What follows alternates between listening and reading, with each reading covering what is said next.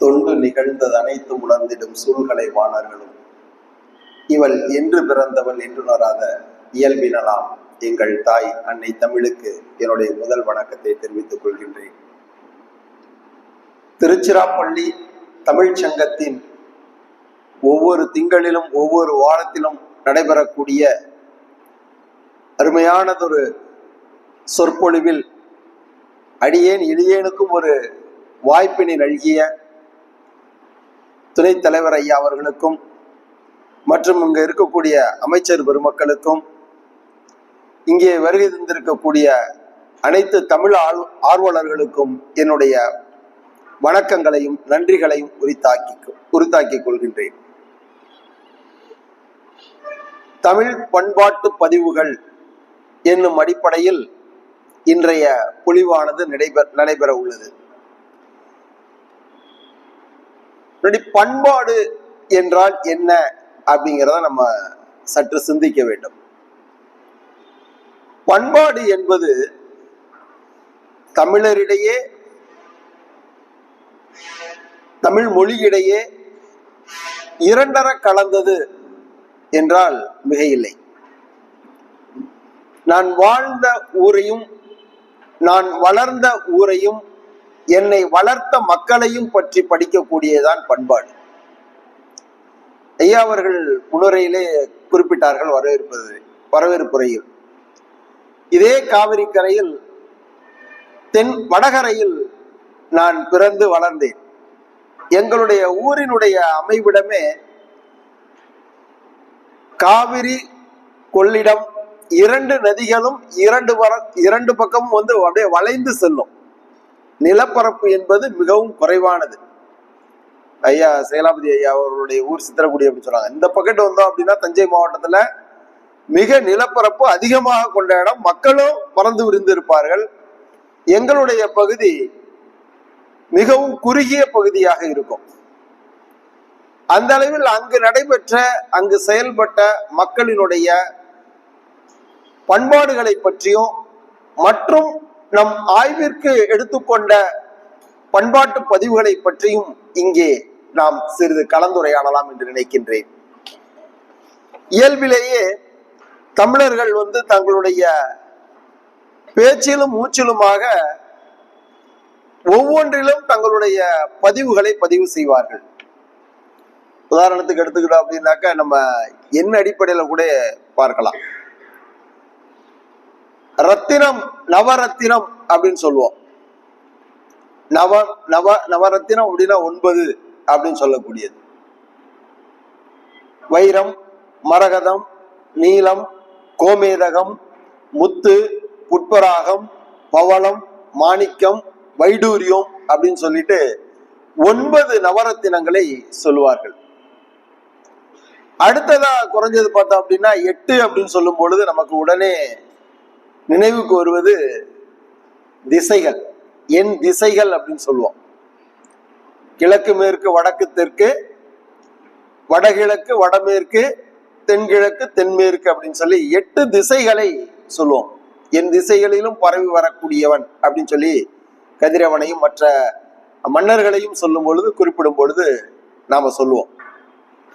அடுத்து 7 அப்படின்னு பார்த்தோம்னாக்க நம்ம சுரங்களை சொல்லுவோம்.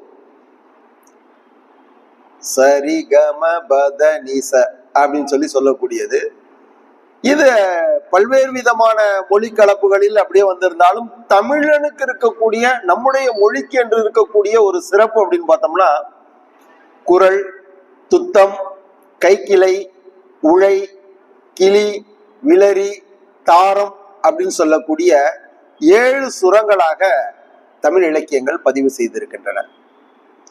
அடுத்து நம்மளுடைய இயல்பான நம்முடைய வாழ்க்கையில் இருக்கக்கூடிய சுவைகள் அப்படிங்கிற சொல்லுவோம்.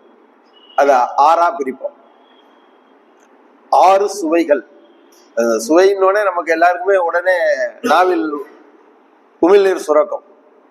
ஆனா இதே சுவை அப்படின்னு சொல்லும் பொழுது மக்கள் 100 ஆண்டு உயிர் வாழ்க்கை அப்படிங்கிற நூல்ல 2 பாகமா எழுதப்பட்டுள்ளது. மறைமலை அடிகள் ஐயா அவர்கள் எழுதியிருக்கிறார்கள். அந்த நூல்ல சுவையை எப்படி சுவைக்க வேண்டும் என்ற ஒரு தன்மையை ஐயா அவர்கள் மிக தெளிவாக வெளிப்படுத்தி இருப்பார்கள். நம்மளுடைய உடலுக்கு சரீரத்திற்கு ஏற்ப எப்படி உணவை எடுத்துக்கொள்ள வேண்டும் அப்படிங்கிறத சொல்லுவாங்க.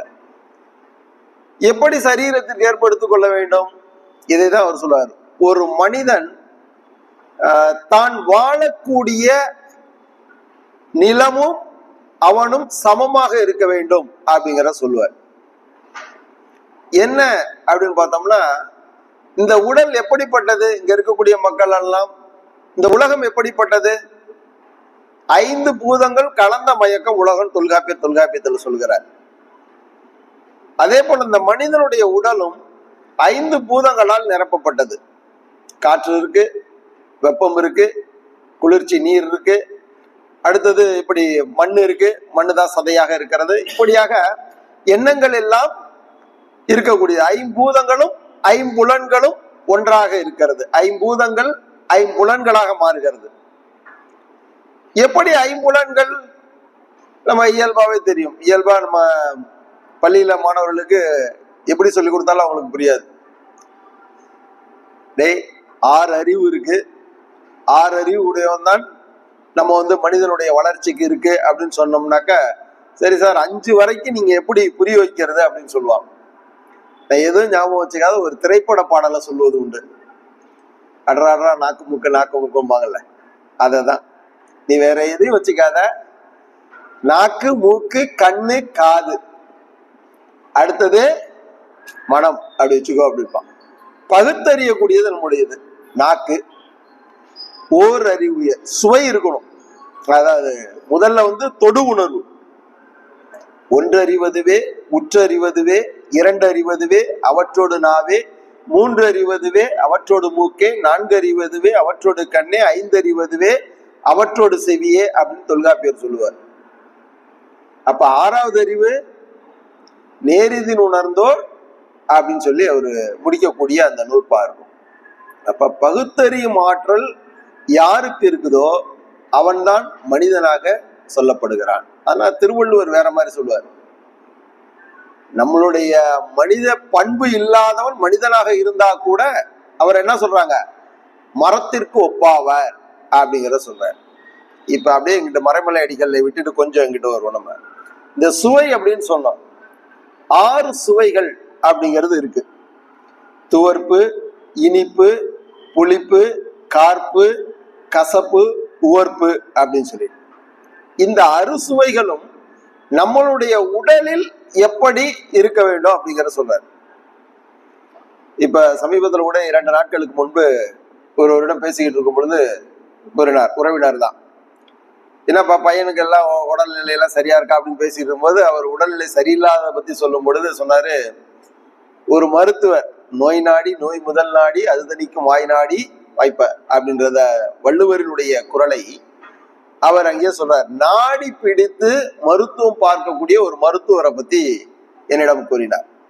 என்ன அப்படி நாடி பிடித்து பாக்குறாங்களா? இப்ப எனக்கு ரொம்ப வியப்பாக இருந்தது.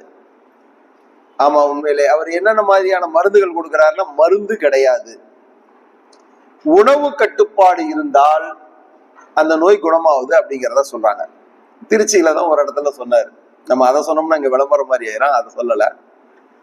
நாடியை பிடித்து பார்த்து விட்டு அவர்களுக்கு உணவு கட்டுப்பாடு, அந்த உணவு கட்டுப்பாட்டோட தங்களுடைய வாழ்க்கையில வழக்கமாக வைத்துக் கொண்டிருந்தால் நோய் குணமாகுது அப்படிங்கிறத அவர் சொன்னார். எனக்கு ஆச்சரியமா இருந்து உடனே வள்ளுவரெல்லாம் நான் நினைச்சுக்கிட்டேன். மருந்து அப்படிங்கிற ஒரு அதிகாரத்துல வள்ளுவர் 10 குறட்பால சொல்றார். உற்றான் அளவும் பிணி அளவும் அப்படிங்கிற சொல்றார். நம்ம எப்படி உணவை உண்ண வேண்டும், அப்பதான் மறைமலையடிகளும் எனக்கு நினைவுக்கு வந்தார். நம்ம 5ம் கலந்த மயக்கம் உலகம் அப்படின்னு சொல்லும் போது தொல்காப்பிய எந்த பூமியில நாம வசிக்கிறோமோ அந்த பூமியில் விளையக்கூடிய உணவினை இந்த உடல் ஏத்துக்கும். எந்த பூமியில் நாம் வசிக்கிறோமோ அங்கு விளையாத உணவு பாண்டங்களை உணவுப் பொருள்களை உள்ள எடுத்துக்கிட்டோம்னா இது வெளியில தள்ளிடும். நான் மாணவர்களுக்கு தான் சொல்லுவது, கடலும் குடலும் ஒன்று அப்படின்னு. கடல் என்ன பண்ணோம், எவ்வளவு வேணாலும் பொருளை தூக்கி போடலாம். இன்றைக்கு நிறைய பாக்குறோம் நம்ம, கப்பல் கவுந்துச்சுங்கிறாங்க, இங்க இருக்கக்கூடிய கழிவுகள் போச்சுன்னாங்க. ஆனா அது என்ன பண்ணும், எதையும் தன் உள்ள வச்சுக்காது. கடல் தன்னிடம் வரக்கூடிய தேவையற்ற பொருள்களை கொண்டு வந்து கரையில தள்ளி விட்டு போயிடும். இப்ப சமீபத்துல கூட ஒரு இந்தோனேசியாவில ஏதோ ஒரு நாடுகள்ல வந்து கடல் ஆக்ரோஷமா கொந்தளிச்சிச்சு அப்படின்னாங்க. கொந்தளிச்ச உடனே அது என்ன பண்ணுச்சு அப்படின்னா, அங்க இருக்கக்கூடிய இந்த பிளாஸ்டிக் கழிவுகள் சொல்றாங்களே, மக்காத கழிவுகளை எல்லாம் கொண்டு வந்து அப்படியே கரையில தள்ளி விட்டு போயிடுச்சு அப்படின்றத சொல்றாங்க. செய்தித்தாள்ல பார்த்ததுதான். அது போல நம்மளுடைய உடல்ல இருக்கக்கூடிய குடலும் ஒன்று. எது தேவையில்லையோ அதை உடனடியாக வெளியில் தள்ளிவிடும். ஒன்று நம்மளுடைய வாயு வழியா போட்டு எப்படி சாப்பிட்டோமோ அப்படியே வெளியில வந்துடும், இல்லைன்னா மலஜலம் வழியாக வெளியில தள்ளிடும், உள்ள வச்சுக்கவே வச்சுக்காது. எது அது தனக்கு தேவையானதோ சக்தியாக மாற்ற முடியுமோ அதை மட்டும் நம்ம உடம்புக்குள்ள வச்சுக்கும். அப்ப இந்த பூமியில இப்ப நம்ம திருச்சியில வசிக்கிறோம். திருச்சி மண்ணுக்கு பக்கத்துல, திருச்சியை சுற்று பக்கத்துல எந்த மண்ணுல, அந்தந்த மண்ணுல என்ன விளையுதோ, நம்ம ஊர்ல ஆப்பிள் விளையாது. ஆனா இப்ப ஒரு சிலர் வந்து வெவ்வேறு நிலங்கள்ல இருக்கக்கூடிய அந்த விதைகளை கொண்டு வந்து மாற்று பயிர், ஊடு பயிர் அப்படிங்கிற விதத்துல பல்வேறு விதமா என்ன பண்றாங்க அப்படின்னா அந்த பயிர்களை விளைவிக்கிறாங்க. ஆனா இங்க வந்து பனிப்பிரதேசங்கள்ல விளையக்கூடிய பயிரில் கிடைக்கக்கூடிய உணவுகளை நாம் உண்டோம்னா ஒரு சிலது ஏத்துக்கும், ஒரு சிலது விட்டுவிடும். அப்ப இங்க என்ன இருக்கும், கீரைகள், அடுத்தது பழ வகைகள், கொய்யா, அப்புறம் மாங்கனி, இது போன்ற பழ வகைகள். நீங்க இன்னும் நல்லா பார்த்தோம்னா தமிழருடைய எங்க ஐயா முனைவர் சண்முக செல்வ கணபதி அப்படின்னு சொல்லி நீங்க எல்லாமே கேட்டு வெவ்வேறு நிகழ்ச்சிகளுக்கு போறவங்க பார்த்துருக்கலாம். ஐயா அவர்கள் தங்களுடைய வகுப்புகள்ல இது ஒன்று சொல்லுவார், நம்மளுடைய ஊர்ல நம்ம சாப்பிட்ற சாப்பாட்டுல உணவே மருந்து, மருந்தே உணவு அப்படின்னு சொல்லுவார். நம்ம முதல் முறையெல்லாம் கேட்கும்போது இயல்பான சாப்பாடு நம்ம சாப்பிட்டுக்கிட்டு இருக்கோம், அது என்ன உணவே மருந்து, மருந்தே உணவு. அது சொல்லுவோம், இந்த மார்க்கெட் வழியா அப்படியே கடைத்தெரு வழியாக வரும் பொழுது நமக்கு ஒன்று கிடைக்கும். இப்ப பலாப்பழம் வித்துட்டு இருக்காங்க, இப்ப வரக்கூடிய அந்த பருவம். அந்த பலாக்கனி அதிகமா சாப்பிட்டா உடல்ல ஒவ்வாமை ஏற்படுகிறது. சாப்பிட்றது முக்கியம் கிடையாது, முடிந்தவுடன் அந்த பலா கொட்டை இருக்குல்ல, கிராம வழக்குல உண்டு, எங்க ஊர்ல அடுப்பு நல்லா எரிஞ்சுக்கிட்டே இருக்கும் திக்குன்னு. அது முடிஞ்ச உடனே என்ன பண்ணுவோம் அப்படின்னாக்க, பலாப்பழம் சாப்பிட்டுட்டு அந்த ஒரு 10 கொட்டை எடுத்து அந்த நெருப்புல சாயந்தரம் உணவுக்கான அந்த சோறு வடித்த பிறகு இருக்கக்கூடிய அந்த நெருப்பு அனல்ல அதை ஒரு 10 கொட்டையை தூக்கி போட்டுருவாங்க. அது பட்டுன்னு ஒரு வெடி வெடிக்கும், அப்படின்னா வெந்துருச்சுன்னு அர்த்தம். அப்ப எடுத்துட்டு அதை சாப்பிட்டோம்னா அதுதான் அதுக்கு மருந்து அப்படின்றாங்க. அதே போல வாழைப்பழம், அந்த வாழை மொட்டு இருக்குல்ல, அந்த வாழை மொட்டுல நாங்க பச்சையாவே சாப்பிட்றது உண்டு. தோட்டத்துக்கு, வாழை தோட்டத்துக்கு போகும் பொழுது அது அந்த பூவை வெட்டி கீழே தான் போடுவோம். ஆனா திருச்சியில வந்து குடிபெயர்ந்ததுக்கு அப்புறம் தான் அதனுடைய மகத்துவம் என்ன அப்படிங்கிறது தெரியுது. அங்க அன்றன்று எடுத்துட்டு வந்து சமைச்சாதான் எங்களுக்கு அப்ப ருசியா இருக்கும். ஆனா இங்க வரும் பொழுது பல நாள் கழித்து கிடைக்கக்கூடியதே அமிர்தமாக பார்க்கப்படுகிறது. அப்ப அந்த வாழை முட்டினுடைய தன்மை அதுல மருந்து. மாங்கனி இருக்கு, மாங்காய் கிராம வழக்குல உண்டு. அந்த பருப்பு இருக்குல்ல, மாங்கொட்டையில இருக்கக்கூடிய பருப்பை எடுத்து அதை சுவைச்சு சாப்பிடும். மாங்கனி சாப்பிடும் போது நமக்கு ஒவ்வாமை வந்துச்சு அப்படின்னாக்க அந்த மாங்கொட்டையை எடுத்து சுட்டு சாப்பிட்றது உண்டு. சமயத்துல அதை உடைச்சி அப்படியே பச்சையாவே ஒரு சிலர் சாப்பிடுவாங்க. இன்னும் ஒரு சமீபத்தில் இருக்கக்கூடிய ஆய்வாளர்கள் அப்புறம் இந்த மதிப்பு கூட்டு பொருள் அப்படின்னு சொல்லி வித்துக்கிட்டு இருக்காங்க. அதுல பொருள்ல பாத்தீங்கன்னா இன்றைக்கு கிடைக்கக்கூடியது மாங்கொட்டை தூள் அப்படின்னு சொல்றான், பொடி. இது என்ன அப்படின்னு சொல்லி நம்ம நிறைய அப்படியே பார்க்கும்போது, இப்ப பல வீடுகள்ல நாங்க அது ஒரு முயற்சியா செஞ்சு பார்த்தோம், ஒரு பயிற்சியா எப்படி இருக்கு என்ன அப்படின்னு சொல்லிட்டு. இந்த பருவ காலங்கள் கிடைக்கக்கூடிய மாங்கொட்டையில இருக்கக்கூடிய அந்த பருப்புகளை எல்லாம் எடுத்து சமயத்துல நாங்க அப்படியே உடச்சு காய வைக்கிறது உண்டு. வீட்டிலே கொஞ்சம் அப்படியே வெயில கிடக்கும். அது ஒரு 10-20 சேர்ந்ததுக்கு அப்புறம் அதை நல்லா காஞ்சிருச்சுன்னா வழக்கம் போல அதை மிக்சியில போட்டு ஒரு தூள் பண்ணி வச்சுட்டாங்க. இன்னைக்கு நீங்க கூட உங்க வீட்டுல முயற்சி பண்ணி செய்து பார்க்கலாம், முயற்சி செய்து பார்க்கலாம்.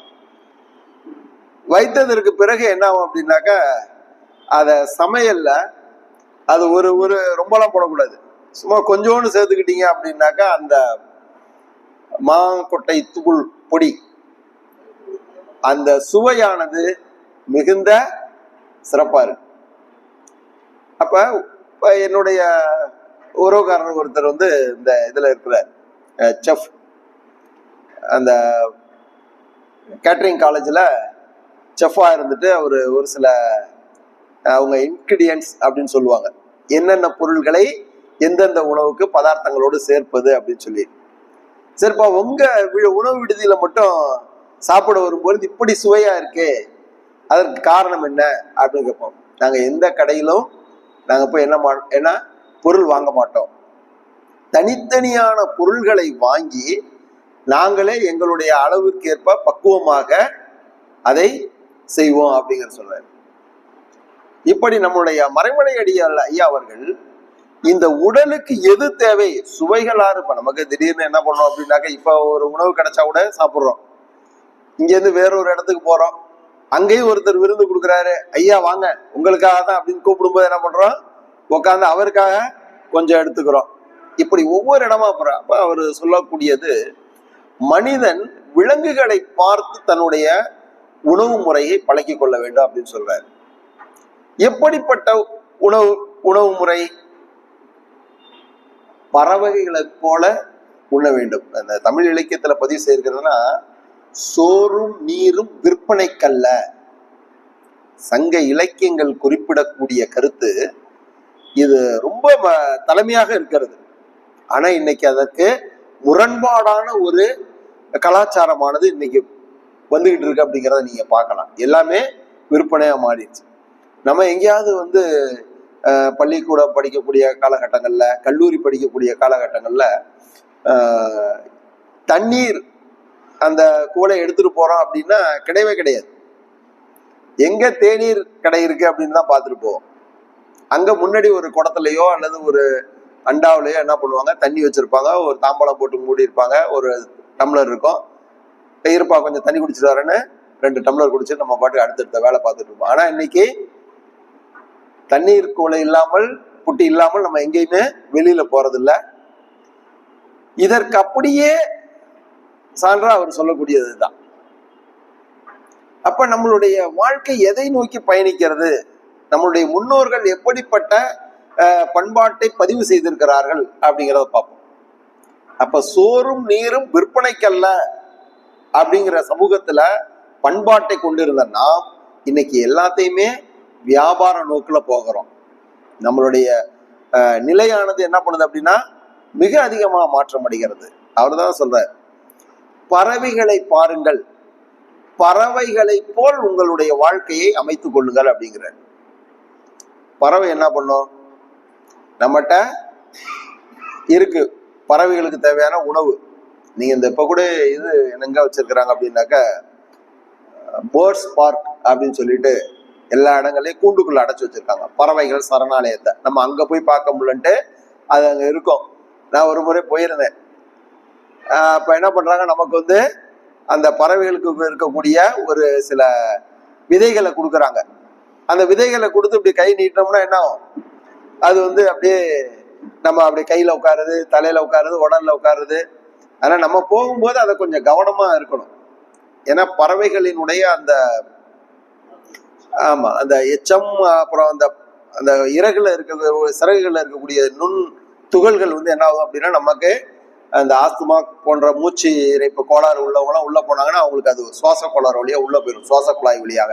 அதனால அதுல கவனமா இருக்கணும். அதே பறவைய நீங்க இரவு 12 மணிக்கு போய் அந்த விதைகளை நீட்டினீங்கன்னா ஒரு பறவை கூட உங்க கையில வந்து உட்காராது. பறவைகள் நிறைய இடங்கள்ல இலக்கியத்துல நீங்க மற்ற இடங்கள்ல எல்லாத்துலயும் பார்க்கலாம். பறவை கடிதல் அப்படின்னு சொல்லுவாங்க. பறவைகளை வந்து விரட்டுவது வந்து பகல் பொழுதுல தான் விரட்டுவாங்க.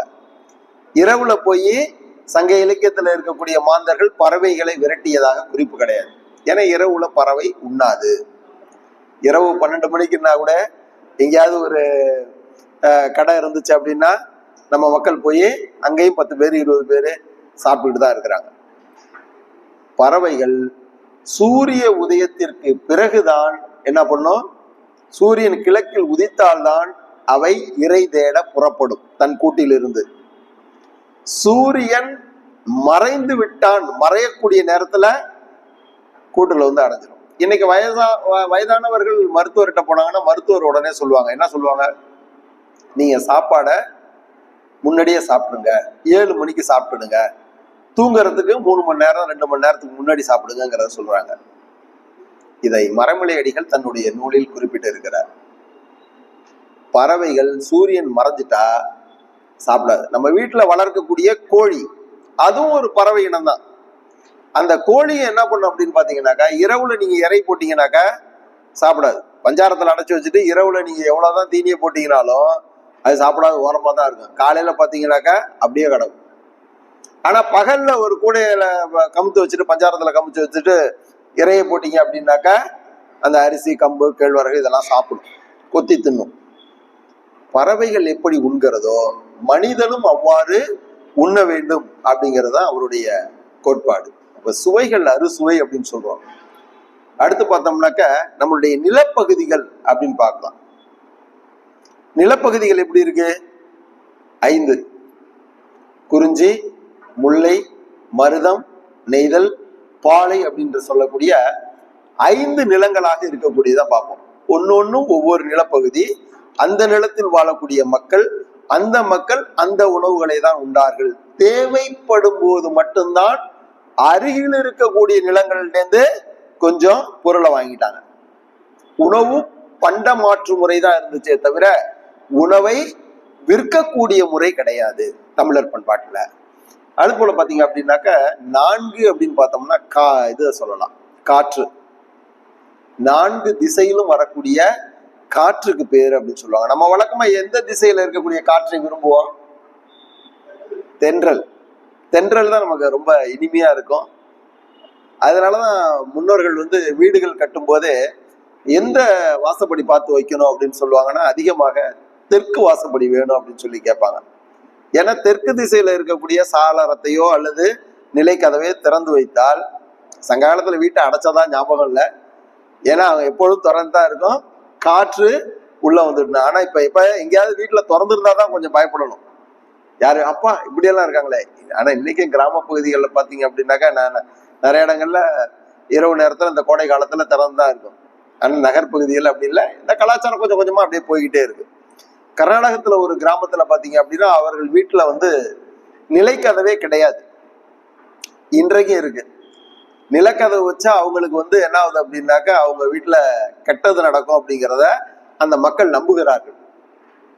அதனால என்ன பண்ணுவாங்க அப்படின்னா, அந்த சின்ன பிராணிகள், நாய் போன்ற விலங்குகள் வந்து உள்ள போயிடாம இருக்கிறதுக்காக ஒரே ஒரு தட்டி மாதிரி இந்த இவ்வளவு இடுப்பு உயரத்துக்கு அதை மட்டும் வீட்டுக்கு முன்னாடி அந்த அடைச்சிட்டு அவங்க போயிடுவாங்களாம். அந்த அவங்க வீட்டுக்கு முன்னாடி வேலைக்கெல்லாம் போயிட்டு திரும்ப வருவாங்க அப்படின்னு சொல்லிட்டு ஒரு பதிவானது, ஆய்வு பதிவானது இருக்கு. அப்ப தென்றல் காற்று என்பது நமக்கு உடலுக்கு சுகத்தை தரக்கூடியது அப்படின்றத சொல்லுவாங்க. அடுத்தது பாத்தீங்கன்னா வடக்கிருந்து வீசக்கூடியது வாடைக்காற்று. அந்த வாடைக்காற்று நம்மளுடைய உடலுக்கு துன்பத்தை தரக்கூடியது. இது சங்க இலக்கியங்களே பதிவு செய்யப்பட்டிருக்கிறது இந்த காற்று. ஏன்னா ஒரு இடத்துல இருக்கக்கூடிய நெடுநல் வாடை அப்படிங்கிற நூல்ல பாத்தீங்கன்னா, நெடுஞ்செழியனானவன் போர்ப்பாசறையில இருக்கும் பொழுது இந்த வாடைக்காற்று அவனுக்கு வீரர்களையும் போய் பார்த்து ஆறுதல் சொல்லி அந்த போரை வந்து இன்னும் வலிமையாக கொண்டு போறதுக்கு வெற்றி அடைவதற்கான வாய்ப்புகள் எல்லாம் சொல்லிக்கிட்டு இருப்பான். அவனுக்கு அது நல்ல துன்பம் தராது. ஆனால் தனியாக இருக்கக்கூடிய தன்னுடைய பாண்டிமாதேவிக்கு என்ன பண்ணும்? அந்த வாடைக்காற்று துன்பத்தை தருவதாக பதிவு செய்யப்பட்டுள்ளது. அடுத்து கிழக்கிலிருந்து வீசக்கூடிய காற்றுக்கு பேரு கொண்டல் அப்படின்னு சொல்லுவான். மேற்குல இருந்து வீசக்கூடியது மேலக்காத்து அப்படின்னு சொல்லுவோம். நம்ம இயல்பாக இருக்கக்கூடியதுதான். நாங்க திருவையாறு பகுதிக்கு போகும் பொழுது அந்த சைக்கிள்ல தான் போறது உண்டு. 6 கிலோமீட்டர் பள்ளியில படிக்கிற வரைக்கும். அப்படி போகும்போது இந்த மேல காத்து நேரம் நாள் வந்துருச்சு அப்படின்னா அந்த ஜூன் ஜூலை அப்பதான் சொல்லுவாங்க, எங்க தாத்தா சொல்லக்கூடிய வழக்கம், மேல காத்து வந்துருச்சுன்னா பார்த்து போங்க அப்படிம்பாங்க. அதே சமயத்துல மேல காத்து இங்க நல்லா வீசும் பொழுது அந்த மழைக்காடுகள்ல மழை அதிகமாக பொழியும். தங்கள் உழவுக்கு தேவையான தண்ணீர், வயலுக்கு தேவையான தண்ணீர் காவிரியில் பெருக்கெடுத்து வரும் அப்படிங்கிறது அவர்களுடைய நம்பிக்கையா இருந்துச்சு. அது அப்படியே நடக்கவும் செஞ்சுச்சு. அதை தங்களுடைய சொல்களிலும் செயல்களிலும் ஒவ்வொரு இடத்துலையும் அவங்க பதிவு செஞ்சுட்டே போவாங்க. அடுத்து பார்த்தோம் அப்படின்னாக்க நாம இப்ப கருத்து பரிமாறிக்கொண்டு இருக்கக்கூடிய அந்த மொழி, இயல், இசை, நாடகம் அப்படின்னு சொல்லி 3ஆ இருக்கு. ஆக 3 விதமான தன்மையை உள்ளடக்கியது. நம்ம மொழியை பத்தி இன்னும் பேசிக்கிட்டே இருக்கலாம், ஒவ்வொன்றுலயும் ஒவ்வொரு விதமா இருக்கக்கூடியது. எது இல்லை அப்படிங்கிறது சொல்ல முடியாது. எல்லா பொருளும் இதன்பால் உள்ள அப்படிங்கிறதா முக்கியமான ஒரு கருத்து. அடுத்து பார்த்தோம்னா திணை அப்படின்னு சொல்லுவோம். திணைன்னு சொல்லும் போது 2 தான், உயர்திணை, அக்ரிணை அப்படின்னு சொல்லிட்டு கடைசியா அவர் சொல்லும் பொழுது 9லேருந்து வரிசையா பார்த்தோம். கடைசியில 1 எதை வைத்திருக்கிறார்கள் தமிழர்கள், அதுதான் அவருடைய பண்பாட்டினுடைய உச்சம் அப்படின்னு சொல்லும் பொழுது அந்த 1 வைத்துக் கொள்ள இருக்கக்கூடியது எல்லா மக்களுக்கும் இருக்கக்கூடியது என்ன அப்படின்னு பார்த்தோம்னா ஒழுக்கத்தை மட்டும் வைத்திருக்கிறார்கள். ஒழுக்கம்தான் தமிழர் பண்பாட்டு பதிவுகளின் மிக ஆணிவேராக இருக்கக்கூடியது அப்படிங்கிறத நம்முடைய இலக்கியம் வெளிப்படுத்துகிறது அப்படின்னு சொல்லுவாங்க. இப்ப ஒரு பெரிய மரம் இருக்கு, அந்த பெரிய மரம் இருந்தாலும் அந்த மரத்தினுடைய இலைகளை, கனிகளை, இப்படி கிளைகளை எல்லாம் நாம் பார்ப்போம். ஆனா அந்த மரம் எதனால உயிரோடு இருக்கிறது? வேரினால் உயிரோடு இருக்கிறது. அந்த வேர் என்னைக்காவது நம்ம பார்த்திருக்கிறோமா? பார்க்க முடியாது. அந்த வேர் எப்படி மண்ணுக்குள் இருந்து அந்த மரத்தை பசுமையாகவும், நம்ம எங்க வேணாலும் சுத்துவோம் வெயில் நேரத்துல, ஆனா என்ன பண்ணோம், அன்னிக்கிட்ட தானா வாங்கன்னு சொல்லி நம்மளை இழுத்துக்கும் மரத்தினுடைய நிழல். அப்படி மரம் எப்படி பசுமையாக தலைத்து மக்களை ஈர்க்கிறதோ அந்த வேர் போன்ற நம்முடைய மொழியினுடைய பண்பு அமைந்திருக்கிறது. அப்ப அந்த வேர் தான் இன்றைக்கு எல்லா இடங்களிலும் இருக்கக்கூடிய தமிழர்களாக, நம்முடைய ஆய்வுகள்ல பார்த்தோம் அப்படின்னாக்கா எல்லா நாடுகள்லையும் பார்க்கலாம் தமிழர்களுடைய பதிவுகளின் எச்சம் இன்னைக்கு இருக்கு அப்படின்னு சொல்லலாம். அந்த எச்சத்தை இந்த ஒன்றாக இருக்கக்கூடிய அந்த ஒழுக்கம் எப்படி நம்மளுடைய மக்கள்கிட்ட வந்துகிட்டே இருக்கு அப்படிங்கிறத நம்ம பல்வேறு அடிப்படையில நம்ம பார்க்கலாம். அதற்கு காரணம் என்பது என்ன அப்படின்னு பார்த்தோம்னா கல்வி. இப்ப இந்த கல்வி எப்படி வருகிறது நம்முடைய பண்பாட்டுல அப்படின்னு பார்த்தோம்னா, இந்த பண்பாட்டையே 2ஆ பிரிக்கலாம். மிகப்பெரிய இந்த ஆய்வு நோக்குல பண்பாட்டு மானிடவியல் கூறுகள் அப்படின்னு சொல்லிட்டு முனைவர் ஐயா பக்தவத்சல பாரதி ஐயா ஒரு புத்தகம் எழுதியிருக்கிறாங்க. அந்த நூலில் பொருள்சார் பண்பாடு, பொருள் சாரா பண்பாடு அப்படின்னு 2 பெரும் பிரிவா அவர் சொல்லியிருப்பாங்க. அது என்ன பொருள்சார் பண்பாடு, பொருள் சாரா பண்பாடு அப்படின்னா, நாம் பயன்படுத்தக்கூடிய, மனிதன் பயன்படுத்தக்கூடிய ஒவ்வொரு பொருளும் அவனுடைய பண்பாட்டை பிரதிபலிக்கிறது அப்படிங்கிறத ஐயா சொல்றாங்க. பொருள் சாரா பண்பாடு நம்ம இதுவரைக்கும் பேசிக்கிட்டே இருந்தது. எப்படி இந்த ஒரு மனிதனுடைய அகத்தினுள் என்னென்ன விதமான சிந்தனைகள் தோன்றி அவர்களுடைய வாழ்க்கையை வளப்படுத்துகிறதோ அதுதான் பொருள் சாரா பண்பாடு அப்படிங்கிற சொல்றாங்க. உதாரணத்துக்கு ஒண்ணு சொல்ல அப்படின்னாக்கா, இந்த இயற்கையில ஒண்ணா பார்க்கலாம். மனிதனுடைய பிறப்பு, அவனுடைய வளர்ச்சி, அதிலிருந்து என்ன பண்றான் அப்படின்னாக்கா அவனுடைய இறப்பு வரை அந்த தன்மையை பார்த்துக்கிட்டே போலாம். என்ன அப்படின்னு பார்த்தோம்னாக்கா, மனிதனுடைய பிறப்பின் மனிதனாக மாறிய நிலை எப்ப, மனிதன் பிறந்தான்ங்கிறத விட எப்பொழுதும் மனிதனாக மாறினான், அவனுடைய வழக்கம் எப்படி இருந்தது அப்படிங்கிறத பார்ப்போம்.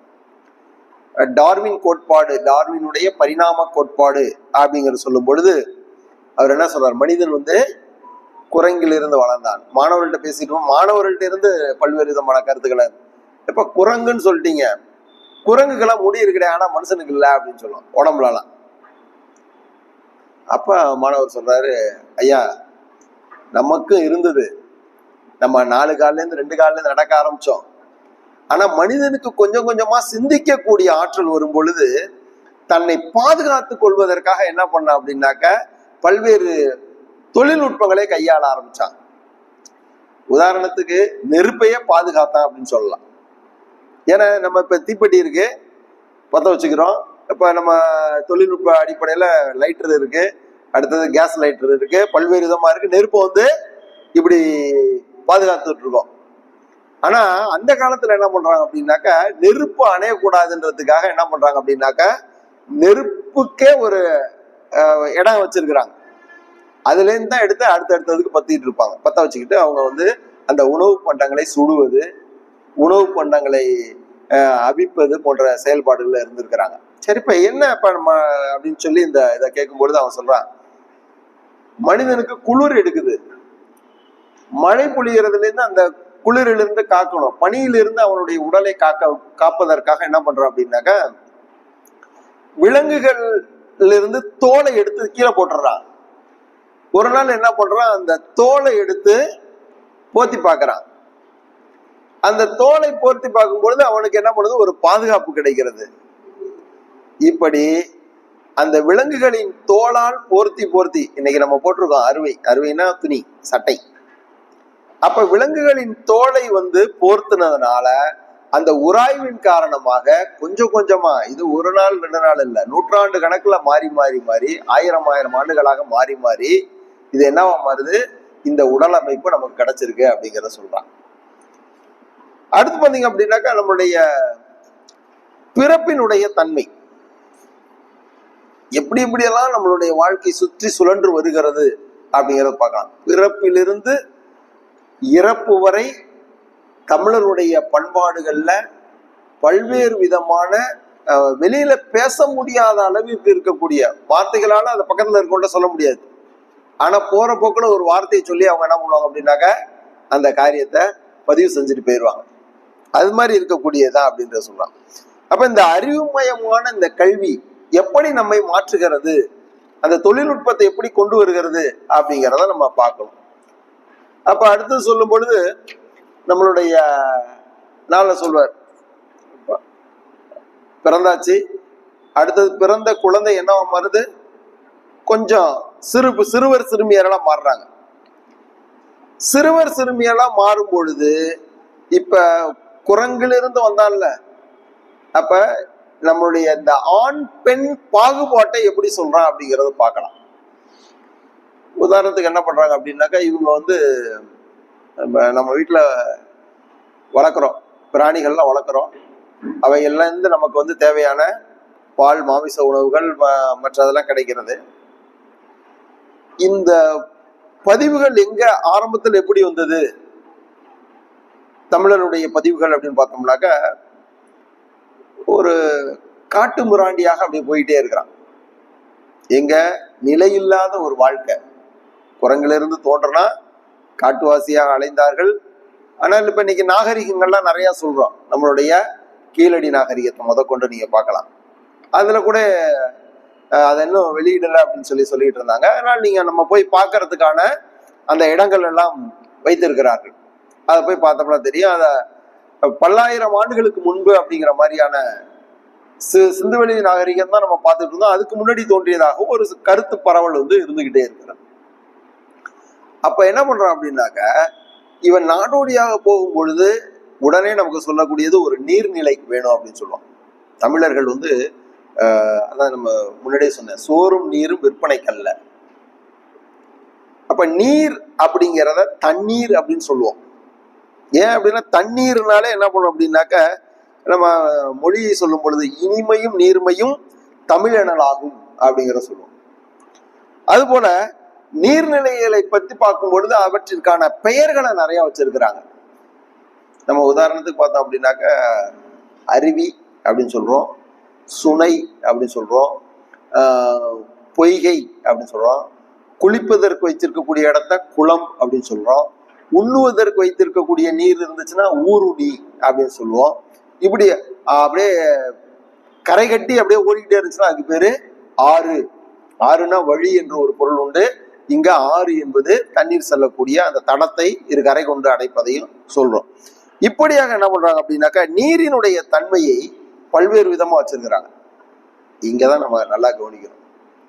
அந்த தண்ணி எப்படி சேமித்து வைப்பது என்பதற்கு தமிழர்கள் இப்படிப்பட்ட இடங்களை வச்சிருக்கிறாங்க.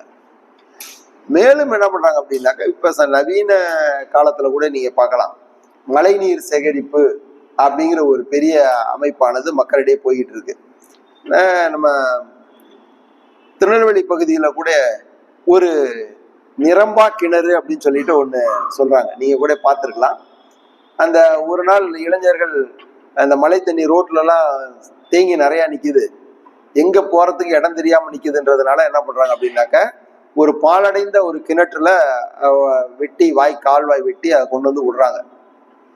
அந்த கிணறு என்ன பண்ணுது, அந்த ஊர்ல எவ்வளவு மழை நீர் பொழிந்தாலும் நிரம்பவே இல்லை அப்படின்னு சொல்லிட்டு சென்னை ஐஐடியில இருக்கக்கூடிய பேராசிரியர்கள்லாம் ஆய்வு செய்து பார்த்துட்டு அவங்க சொல்றாங்க, இந்த பாறைகள், இந்த மண் பாறைகள், கேணிக்கு அடியில மண், இந்த நல்ல தண்ணி போகுதுல, மழை நீர் உள்ளே சென்றவுடன் அந்த பாறைகள் வழிவிடுகிறது அப்படிங்கிறது.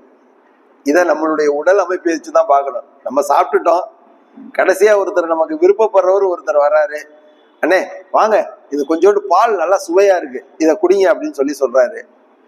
உடனே என்ன பண்றோம், அதுல கொஞ்சம் வாங்கி சாப்பிட்றோம். ஆனா என்ன பண்ணுது, உள்ள இடம் இல்லாம இருக்கா, அதுவும் உள்ள போய் சேர்ந்துருது. இந்த பாறைகள் என்ன பண்ணுது அப்படின்னா, இந்த நல்ல தண்ணியில இருக்கக்கூடியதும் அந்த பாறையும் இந்த நீர் உள்ளே செல்வதற்கு வழிகளை திறந்து விட்டுக்கிட்டே இருக்கு அப்படின்னு சொல்றாங்க. இதனால அந்த சுற்றுப்பக்கத்துல இருக்கக்கூடிய பல கிலோமீட்டர் தொலைவில் இருக்கக்கூடிய நிலத்தடி நீர் மட்டம் உயர்ந்திருக்கு அப்படிங்கிற சொல்றாங்க. இன்றைக்குமே ஒரு சில வீடுகள்ல பார்த்தோம் அப்படின்னாக்கா மாடியிலிருந்து வழியக்கூடிய அந்த நீர் என்ன பண்ணுது அப்படின்னாக்கா தங்களுடைய போர்வெல் இருக்குல்ல, 100 அடி போட்டிருப்பாங்க, 200 அடி 300 அடின்னு போட்டிருப்பாங்க. அப்படிப்பட்டதுல கொண்டு போய் என்ன பண்றாங்க, அந்த முதல்ல வரக்கூடிய அழுக்கு நீரெல்லாம் ஒரு அடைப்பான வச்சு வெளியில தள்ளி விட்டுட்டு அதுக்கப்புறம் மழை காலத்துல பொழியக்கூடிய நீரெல்லாம் உள்ள செலுத்துறாங்க. அந்த உவர்ப்பாக இருந்த அந்த தண்ணீர் என்னவா மாறுது, குடிநீராக மாறி விடுகிறது. இதுக்கான சென்னையில ஒரு ஐயா அவர்கள் இதை செஞ்சிருக்காங்க. அவங்க ரொம்ப இடம்லாம் செய்யல, தங்களுடைய வீட்டுக்கு முன்னாடியே போர் போட்டிருக்கிறாங்க. அந்த தெருவுல ஒடியாடுற அந்த தண்ணி எல்லாமே ரோட்ல வர தண்ணி, மழை நீர், மற்ற நேரத்துல அதை வச்சு அடைச்சி வச்சிடுறாங்க. அந்த மழை காலத்துல மட்டும் அதை திறந்து விட்டுட்டு அந்த தண்ணிகள்லாம் உள்ள போற மாதிரி ஒரு வலை கட்டி அதை உள்ள செலுத்துறாங்க. அந்த சுத்துப்பக்கத்துல இருக்கக்கூடிய எல்லா மக்களுக்கும் குடிநீர் ஆதாரம் உயர்ந்ததாக சொல்லப்படுகிறது அப்படிங்கிற சொல்றாங்க. அடுத்து பார்த்தோம் அப்படின்னாக்கா நம்மளுடைய அந்த தன்மையில அந்த நாடோடி வாழ்க்கையிலிருந்து அவன் என்ன பண்றான் அப்படின்னாக்க ஒரு இடத்துல தங்கணும், தண்ணி கிடைக்கணும், தண்ணி வேணும். அப்ப இந்த மாதிரியான அமைப்புகள் எல்லாம் ஏருக்கு தேவையான நீர், ஏர் உழவுக்கு தேவையான ஏரி அப்படின்னு கட்டி வச்சிருக்கிறான். அந்த ஏரியிலேருந்து வரக்கூடிய நீர் தான் உழவுக்கு, ஏர் ஓட்டுறவங்களுக்கு பயன்படக்கூடிய நீர்.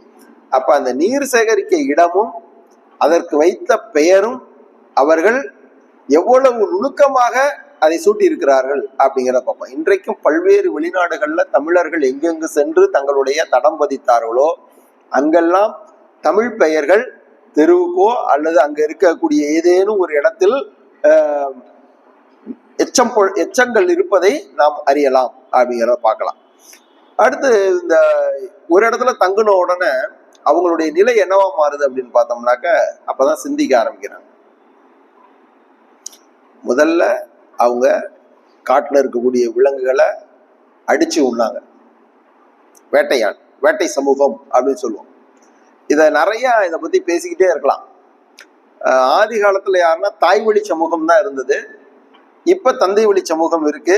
இப்ப அடுத்தது 2 பேரும் சமமா இருக்கிற மாதிரி ஒரு சூழல் வருது.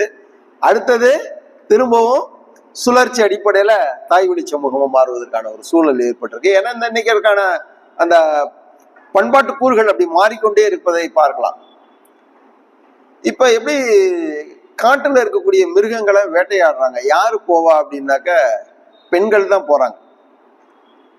எதுக்கு அப்படின்னு பார்க்கும் பொழுது அவர்களுடைய அந்த தன்மை எப்படின்னா, இது ஒரு நாள்ல 2 நாள்ல, அதுக்கும் 100 1000 ஆண்டுகள் கடந்துதான் இந்த மாற்றம் வந்திருக்கும். எப்படி வருதுனாக்கா காடுகள்ல போறாங்க. ஏன்னா பெண் தான் இன்னொரு உயிரை ஜனித்து இந்த உலகத்துக்கு கொடுக்குறாங்க. அப்ப அந்த குழந்தைக்கும் தேவையான உணவு, பசியை தீர்க்க வேண்டிய பொறுப்பு அவங்களுக்கு இருக்கு. அதனால இவங்க தேடி தேடி ஓடி ஓடி என்ன பண்றாங்க அப்படின்னா கொண்டு வந்து கொடுக்குறாங்க. இன்னைக்குமே அந்த மரபு ரீதியான அந்த எச்சங்கள் தொடர்ந்து வருது அப்படிங்கிறதுக்கு காரணம் என்ன அப்படின்னா, ஒரு பொருளை எடுத்தாலும் என்ன பண்றோம் அப்படின்னாக்க, நம்மளுடைய ஒரு குடம் எடுக்கிறாங்க, தண்ணி குடம்னா இந்த கையில வச்சுக்கிறாங்க. குழந்தை இருக்குன்னா இந்த கையில தான் வச்சுப்பாங்க. சரிங்களா? குழந்தையை எடுத்து ஒரு அம்மா தன்னுடைய இந்த கரங்கள்ல அணைத்து கொண்டு அடுத்து நம்ம இந்த கையில வேலை செஞ்சுக்கிட்டே இருப்பாங்க. என்ன வேலையை எழுதுறதோ படிக்கிறதோ அல்லது சமைக்கிறதோ எது வேணா செஞ்சுட்டு இருப்பாங்க. அதே போல பாத்தீங்கன்னாக்க இது எங்க அப்படின்னாக்க, இந்த உணவு தேடக்கூடிய காலகட்டங்கள்ல தன்னுடைய குழந்தையும் எடுத்துக்கிட்டு அவங்க உணவும் தேடுறாங்க. பழங்கள் கிழங்குகள் பறிக்கிறாங்க. அத தோல்ல செய்யப்பட்ட அந்த பையை எங்கிட்ட மாட்டிக்கிறாங்க. இன்னைக்கும் பையை எங்கிட்ட தான் மாட்டுறாங்க. தோளால் செய்யப்பட்ட அந்த பையை எங்க மாட்டிக்கிட்டு குழந்தைய இப்படி எடுத்துக்கிட்டு கிழங்குகளை என்ன பண்றாங்க, பழங்களை எல்லாம் எடுத்து எடுத்து அந்த தோல் பையில உள்ள போட்டுக்கிறாங்க. அப்புறம் தங்களுடைய வீட்டுக்கு வராங்க. இப்படியாக உணவிற்காக அலைந்து அலைந்து தேடி தேடி தேடி அப்படியே போய் வரக்கூடியதை நம்ம பார்க்கிறோம். அடுத்தது என்ன பண்றாங்க, கொஞ்சம் யோசிக்கிறாங்க.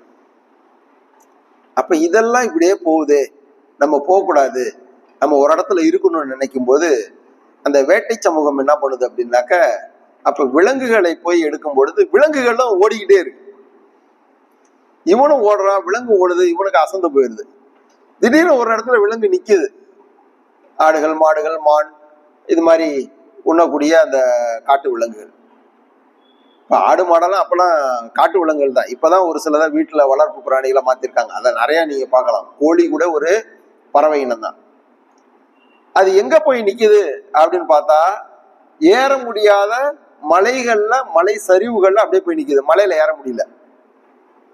அப்ப இவன் என்ன பண்றான் அப்படின்னாக்க, ஒரு குழுவா சேர்றாங்க. வாங்க இதெல்லாம் விரட்டுங்க அப்படின்னு சொல்லிட்டு ஒரு மலை பக்கத்துல போய் நிப்பாட்டுறான். அதுக்கப்புறம் அது ஏற முடியல. அதுக்கு தீனியும் கிடைக்குது. அடுத்ததா என்ன பண்றான், இவங்களுக்கு வேலி கட்டெல்லாம் தெரியாது. ஆனா இவங்களுக்கு மலையில ஏறாது அப்படிங்கிற, உயரத்துல ஏற முடியலங்கிறத புரிஞ்சுக்கிட்டு மரங்களை வெட்டி என்ன பண்றான், இன்னொரு பக்கத்து போடுறான். ஒரு பக்கத்து உயரமான மலை, இன்னொரு பக்கத்து மரங்கள் அப்படியே வெட்டி நிரப்பப்படுகிறது. இன்னொரு இடத்துல என்ன பண்றான், இவன் உட்காந்துக்கிறான். சரிங்களா? அந்த மரத்திலையும் ஏறி அங்கிட்டு போக முடியாது, மலையிலே ஏற முடியாது. இந்த பக்கத்து வந்தா இவன் இருக்கிறான், மனுஷன் இருக்கிறான். இந்த பக்கத்து தப்பிக்க முடியாது. அப்ப ஒரு எல்லைக்குள்ள அவற்றை அடைத்து வைத்துட்டு பழக்கிறான். அதுக்கப்புறம் தான் ஆடு மாடுகள்லாம் வளர்ப்பு பிராணியா வருது. அப்ப இன்னைக்கு பார்த்தோம் அப்படின்னாக்க, ஒரு அசைவ பிரியர்களுக்கு கோழி அப்படின்னு சொல்லுவோம். அந்த கோழியானது என்ன ஆகுது அப்படின்னாக்கா, வீட்டுல சொல்லும்போது கோழி அடிச்சு குழம்பு வச்சாங்க அப்படின்னு சொல்லுவோம். அப்படித்தானே? அந்த சொல் வழக்கு உங்களுக்கு கண்டிப்பா உங்களுக்கு தெரிஞ்சிருக்கும். இன்னைக்கு இருக்கக்கூடிய சிறுவர்களுக்கு தெரிவதற்கான வாய்ப்புகள் இல்லை, குறைவு. ஏன் கோழி அடிச்சு குழம்பு வச்சாங்க அப்படின்னா, கோழி என்பது ஒரு பறவை இனம். இன்னைக்கு கூட ஒரு சில கோழிகள் கிராமங்கள்ல மரத்துல போய் அடைஞ்சுக்கும். மரத்துல அடையிற கோழி என்ன பண்ணுவாங்க, வீட்டுல பகல்ல தீனி போட்டு கூப்பிட்டு வருவாங்க. அதை என்ன பண்ணுவோம், கொஞ்சம் பிடிச்சி ஒரு நாள் ரெக்கையை வெட்டி விட்டுருவாங்க. திரும்ப மரத்துக்கு போகாது, மறுநாளில இருந்து வீட்டில் அடையும். அப்ப இந்த மரத்துக்கு மரம் தாவி தாவி பறந்து சென்ற ஒரு பறவை இனத்தை இவன் என்ன பண்றான், கல்லாலையோ அல்லது அம்பாலையோ அடிச்சு அதை சமைச்சான். அந்த சொல் மட்டும்தான் எஞ்சி இருக்கு இன்னைக்கு. ஆனா அந்த செயல் இன்றைக்கு கிடையாது. இன்னைக்கெல்லாம் கோழி வாங்கிட்டு வந்துதான் சமைக்கிறாங்க. ஆனா கோழி அடிச்சு குழம்புங்கிற சொல்லாடல், அது எப்படி அந்த பதிவு அப்படியே மாறிக்கிட்டே வருது அப்படிங்கிறத நம்ம கவனிக்கணும். இந்த இடத்துல அந்த அந்த சொல் மட்டும் தான் இருக்கே தவிர மற்றது இன்னைக்கு எல்லாமே அழிந்து விட்டது. இன்னைக்கு வளர்ப்பு பிராணியா மாறிச்சு. அதுக்கப்புறம் இப்ப இதெல்லாம் நாமக்கல்ல வந்து பாத்தீங்கன்னா நிறைய ஒரு எல்லைக்குள்ளே வச்சிருக்கிறாங்க. அதுல பல்வேறு விதமான இடர்பாடுகள், வளர்ச்சி நிலைகள் எல்லாத்தையும் சொல்லிக்கிட்டு இருக்காங்க. மக்கள் தொகை பெருகிருச்சு, ஆனா உணவு பெருகல. ஆனா இன்னைக்கு கொடுக்கக்கூடிய சலுகைகள் யாருக்கு அதிகமா கொடுக்கணும் அப்படின்னாக்க, உணவுகளை உற்பத்தி செய்பவர்களுக்குத்தான் அதிகமான சலுகைகள் நாம் தர வேண்டும். அது எல்லாமே இன்னைக்கு அது முரண்பாடான ஒரு வளர்ச்சி நிலையாக இருப்பதை நீங்கள் கண்கூடாக பார்க்கலாம். அந்த நிலை வரக்கூடாது.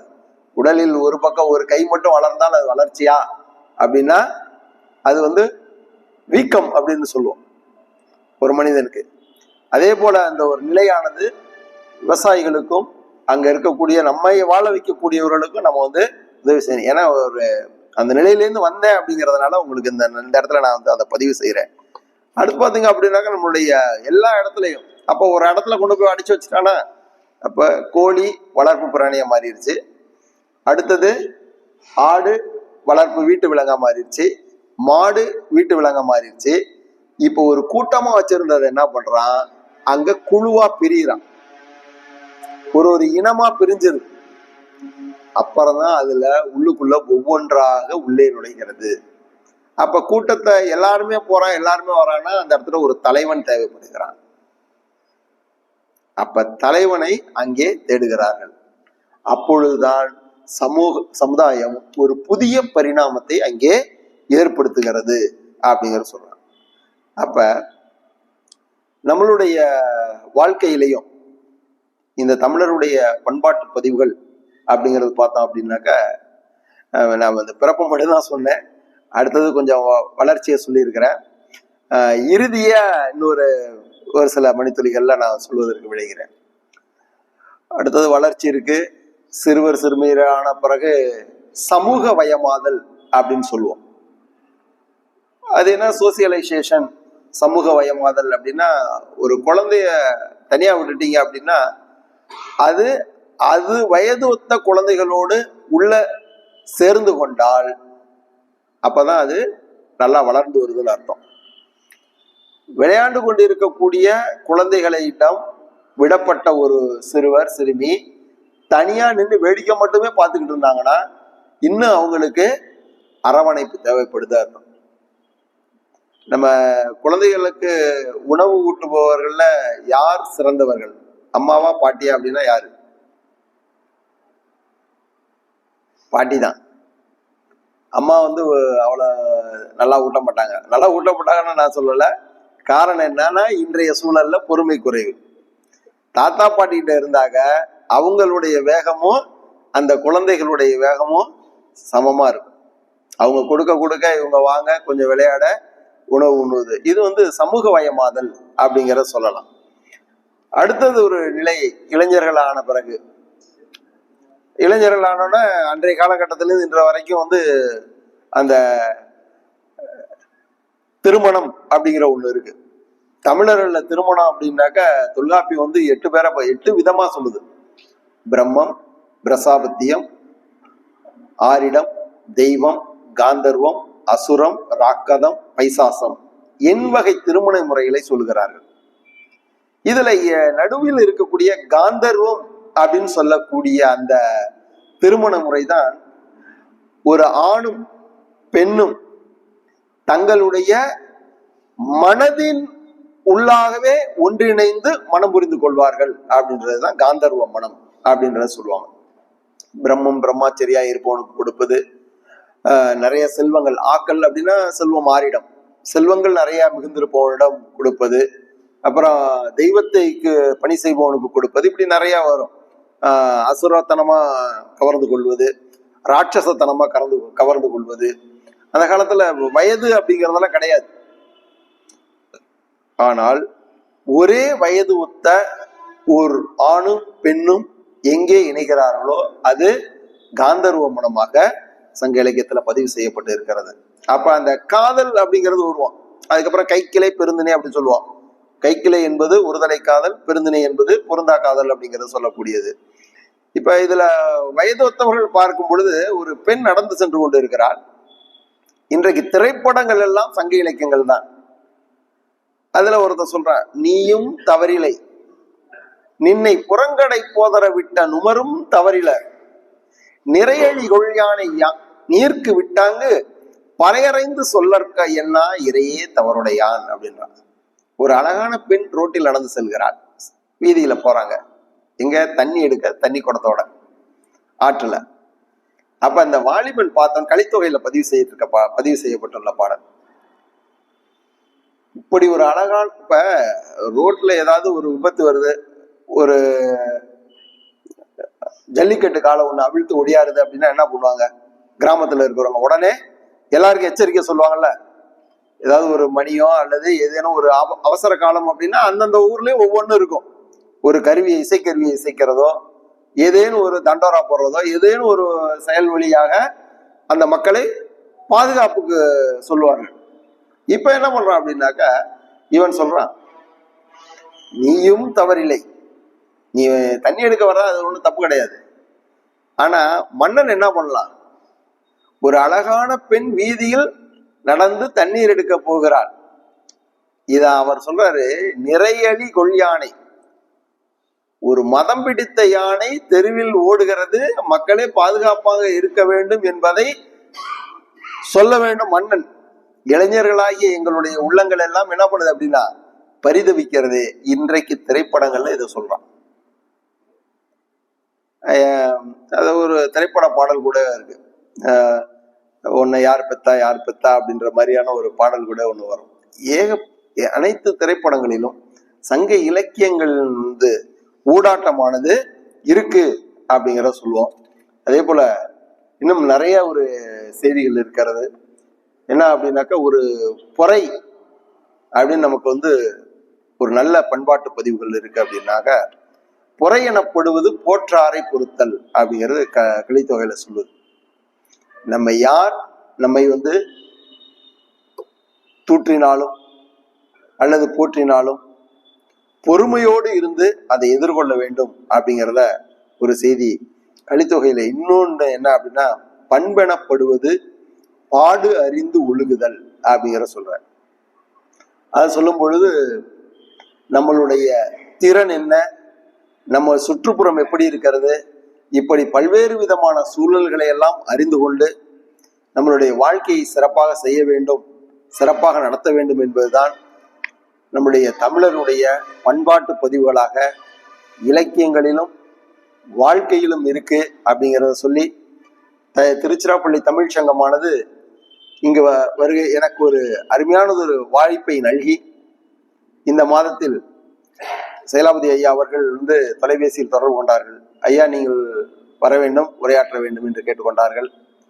நான் 85, 90 காலகட்டங்களில் கல்லூரியில் படிக்கும் பொழுது வேறு எதற்கேனும் இந்த சாலை வழியாக பேருந்தில், அப்ப 2 பக்கமும் பேருந்து போய் வந்துகிட்டு இருக்கோம்.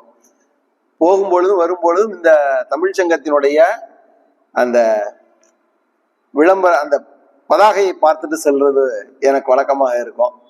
அதற்கப்புறம் திருச்சிராப்பள்ளி வந்த பிறகு அவ்வப்போது இங்கே கூட்டங்களுக்கு வருவது உண்டு, பல்வேறு நிகழ்ச்சிகளுக்கு வந்துகிட்டு இருக்கேன். ஆனா முதல் முறையா எனக்கு இங்கே பேசுவதற்கான ஒரு அருமையான உரையாற்றுவதற்கான ஒரு வாய்ப்பை நல்கிய நம்முடைய அமைச்சர் அவர்கள் மற்றும் துணைத் தலைவர் ஐயா அவர்கள் உள்ளிட்ட அவையோர் அனைவருக்கும் நன்றி பாராட்டி விடைபெறுகிறேன். நன்றி, வணக்கம்.